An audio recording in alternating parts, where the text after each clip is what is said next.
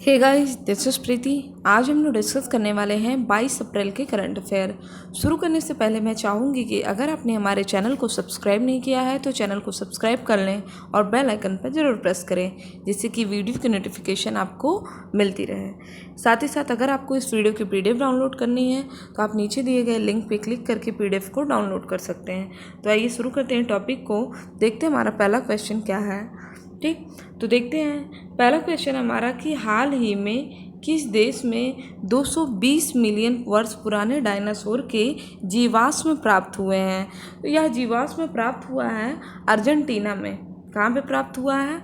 Argentina में 220 million वर्ष पुराने डायनासोर के जीवाश्म प्राप्त हुए हैं। ठीक, अर्जेंटीना कैसी कंट्री है? तो देखिए, अर्जेंटीना एक साउथ अमेरिकन कंट्री है। अर्जेंटीना कैसी कंपनी है? South American country. और मैं आपको अगर बता दूं तो ये जो डायनासोर के जीवाश्म प्राप्त हुए हैं, ये 10 अलग अलग जीवाश्म प्राप्त हुए हैं। और यहाँ की कैपिटल क्या है? यहाँ की कैपिटल है ब्यूनस आयर्स। अर्जेंटीना में पंपास घास के मैदान पाए जाते हैं। अब कुछ लोगों को लग रहा होगा कि यहाँ पर डिटेल नहीं बताया गया है, तो देखिए, मैं सोच रही हूँ कि आज के बाद जो आपको डिटेल है वो हैंड रिटन नोट्स दिए जाएं, जिससे कि आपको रिवीजन में ज़्यादा इजी हो। ठीक, तो आपको जो भी लगे आप हमें कमेंट बॉक्स में बता सकते हैं।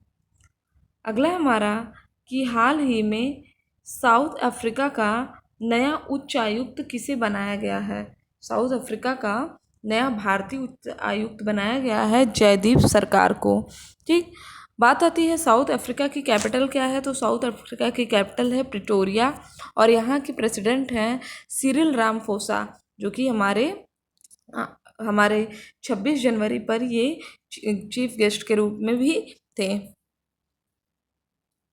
ये जो आप इमेज देख रहे हैं, इस इमेज में है जयदीप सरकार। इन्हें नियुक्त किया गया है दक्षिण अफ्रीका के नए भारतीय उच्चायुक्त के लिए। अगला क्वेश्चन हमारा कि हाल ही में PM सोमेल्याहू बोबोए मैगा ने इस्तीफा दे दिया।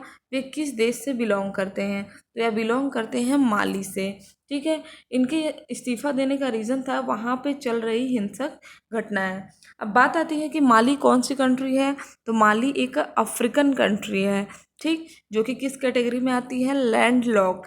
अगर ये आप मैप में देखें तो ये चारों तरफ से क्या है? लैंड लॉक है, मतलब चारों तरफ से स्थलीय सीमा बनाता है। ठीक, तो याद रखिएगा, माली की कैपिटल क्या है? हमारा बामाको। ठीक है, बामाको माली की कैपिटल है और यह अफ्रीकी देश है।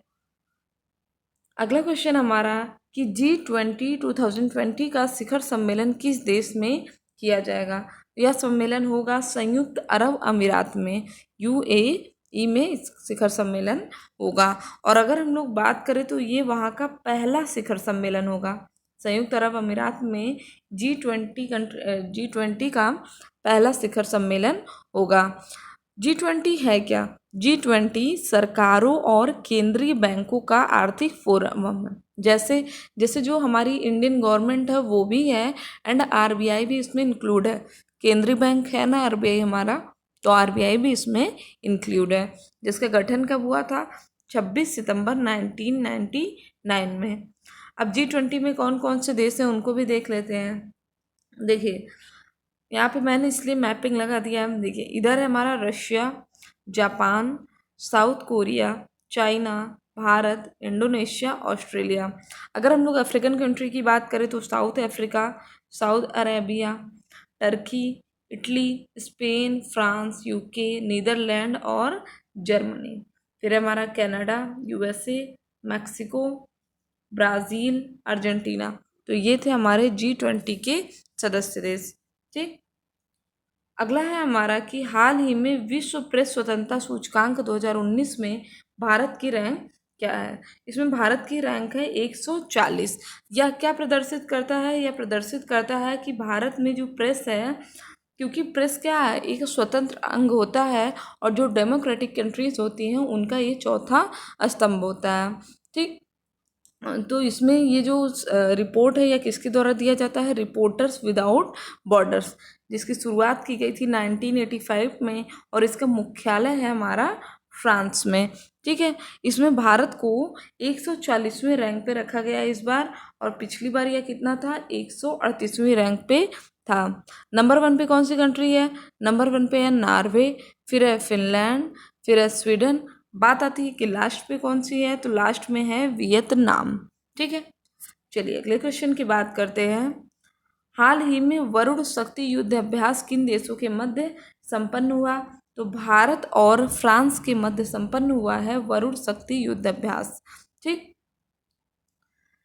अब फ्रांस से हमारे देखिए कई इंपॉर्टेंट क्वेश्चन बने हैं पास्ट में। जैसे जैसे कि हमारा फ्रांस की एक कंपनी है आटोस, इसके साथ भारत ने 70+ सुपर कंप्यूटर बनाने का समझौता किया है, जो कि भारत को एक सुपर कंप्यूटर जो है हमारा प्रत्युष है सबसे तेज, लेकिन अभी कम सुपर कंप्यूटर्स हैं। इससे क्या होगा कि एक अच्छी मात्रा में सुपर कंप्यूटर्स हो जाएंगे। इसके अलावा दूसरा हमारा कि गगनयान के जो भी वैज्ञानिक होंगे उनको प्रशिक्षण कौन देगा? उनको प्रशिक्षण देगा फ्रांस। मिशन गगनयान के बारे में मैंने आपको बताया था कि 2022 में जो भारतीय स्पेस एजेंसी है इसरो, या 3 वैज्ञानिकों को स्पेस में भेजेगी, जिनको प्रशिक्षण कौन दे रहा है? फ्रांस। ठीक, अगला क्वेश्चन हमारा कि हाल ही में अंतर्राष्ट्रीय फ्लीट रिव्यू का आयोजन फ्लीट रिव्यू का आयोजन कहाँ हो रहा है? तो इसका आयोजन हो रहा है चीन में। 23 अप्रैल को चीन में अंतर्राष्ट्रीय फ्लीट रिव्यू का आयोजन होगा क्या बेसिकली इसमें? तो इसमें जो पोत निर्माण की क्षमता, जो भी इसमें देश भाग लेंगे वो अपनी पोत निर्माण क्षमता का प्रदर्शन करते हैं। ठीक, कौन कौन से? तो जो नौसैनिक पोत होते हैं, एयरक्राफ्ट होते हैं और पनडुब्बी हो, बेसिकली हम लोग कह सकते हैं या इन तीनों की एक परेड है अंतर्राष्ट्रीय फ्लीट निर्माण। ठीक, याद रखिएगा। और भारत की तरफ से कौन से पोत इसमें हिस्सा ले रहे हैं ये भी इम्पोर्टेंट है। तो INS कोलकाता और INS शक्ति भारत की तरफ से हिस्सा ले रहे हैं। ठीक, अगला क्वेश्चन हमारा कि हाल ही में रॉयल सोसाइटी फेलोशिप अवार्ड प्राप्त करने वाली पहली भारतीय महिला कौन बनी है? तो गगनदीप कांग बनी है पहली भारतीय महिला जिन्हें रॉयल सोसाइटी फेलोशिप अवार्ड प्राप्त हुआ है। ये जो आप इमेज देख रहे हैं, इमेज किसकी है? गगनदीप कांग की। थोड़ा सा जान लेते हैं कि आखिर ये अवार्ड है क्या। तो यह देखिए पहली भारतीय जैव वैज्ञानिक है जिन्हें 359 वर्ष के इतिहास में पहली बार यह अवार्ड मिला है। इन्होंने रोटा वायरस तथा टाइफाइड के स्वदेशी टीके के विकास में महत्वपूर्ण भूमिका निभाई थी। यह पुरस्कार दिया जाता है लंदन के द्वारा, जिसकी शुरुआत की गई थी 1663 में। विज्ञान, गणित और चिकित्सा के क्षेत्र में इसका वितरण किया जाता है। ठीक है, तो ये थे हमारे आज के इम्पोर्टेंट क्वेश्चन। अब हम लोग जो हमारे कल के इम्पोर्टेंट क्वेश्चन हैं उनका रिवीजन करेंगे। तो आइए देखते हैं कि हमारा कल का इम्पोर्टेंट क्वेश्चन क्या था। पहला था कि हमारा किस देश ने रावण नाम का अपना पहला उपग्रह लॉन्च किया? तो मैंने बताया था आपको, रावण नाम का पहला उपग्रह लॉन्च किया है श्रीलंका ने। ठीक, उसके अलावा था कि विश्व विरासत स्थल कब मनाया गया? तो यह मनाया जाता है 8 अप्रैल को मनाया जाता है विश्व विरासत स्थल। फिर था हमारा कि स्ट्रीट चाइल्ड क्रिकेट विश्व कप में भारतीय टीम का गुडविल एम्बेसडर किसे चुना गया? मिताली राज को चुना गया भारतीय टीम का गुडविल एम्बेसडर।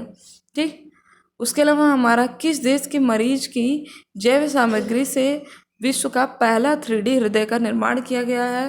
तो ये किया गया है इजराइल की मदद से। ठीक, अगला था हमारा कि लर्निंग कॉइन नामक प्रोजेक्ट किसने लॉन्च किया?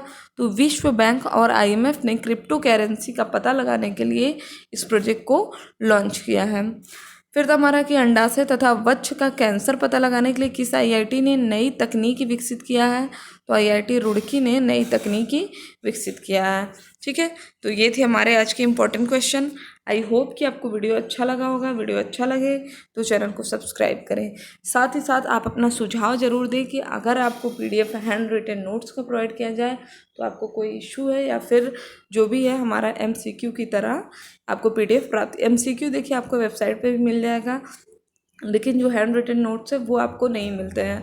ठीक है, और उसमें ज़्यादा डिटेल में लिखा होता है, जो भी मैं एक्स्ट्रा फैक्ट्स बोलती हूँ। ठीक है, तो आज के लिए बस इतना ही। वीडियो अच्छा लगे तो शेयर और सब्सक्राइब ज़रूर किया करिए। इसके अलावा अगर आपके वीडियो पे ऐड आते हैं तो ऐड को स्किप मत किया करिए, ऐड को पूरा देखा करिए। Thank you friends, thank you so much.